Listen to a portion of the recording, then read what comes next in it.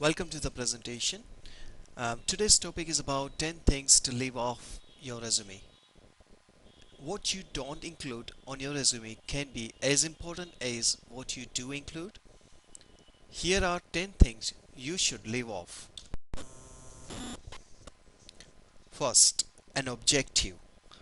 Resume objectives never help and often hurt.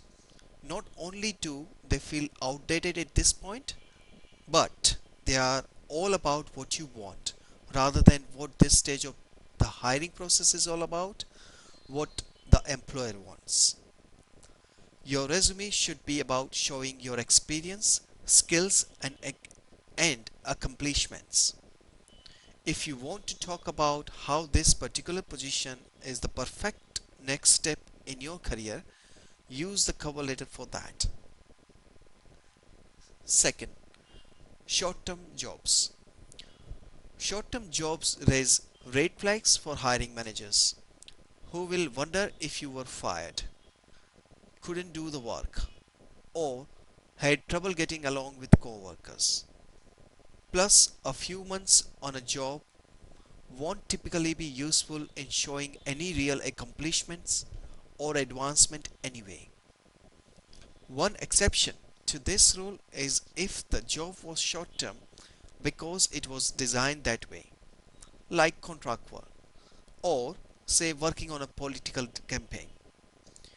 Those will not raise the sort of questions above because you will have an explanation that doesn't reflect on you poorly. A functional format. Functional resumes are widely hated by employers since they easily mask limited work experience or significant work gaps and make it difficult to understand a candidate's career progression. For most hiring managers, these resumes are an immediate red flag that you might be hiding something. 4. Your photo.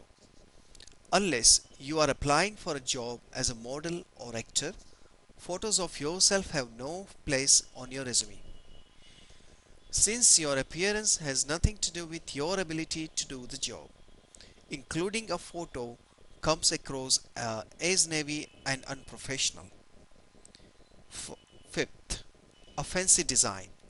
Here is what most hiring managers think when we see a resume with unusual design or use of color. Does this candidate think that their skill and achievement won't speak for themselves?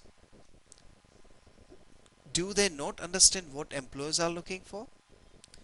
Do they put an inappropriate emphasis on appearance over substance? The obvious exception to this rule is if you are applying for design jobs. Extra pages. If you are in your 20s, your resume should only be one page. There is not enough experience to justify a second one. If you are older, 2 pages are fine, but you go over that limit at your own peril. Hiring managers may spend only 20 or 30 seconds on your application initially. So extra pages are either ignored or they dilute the impact of the others. Your resume should be for highlights, not extensive details. 9. Your salary.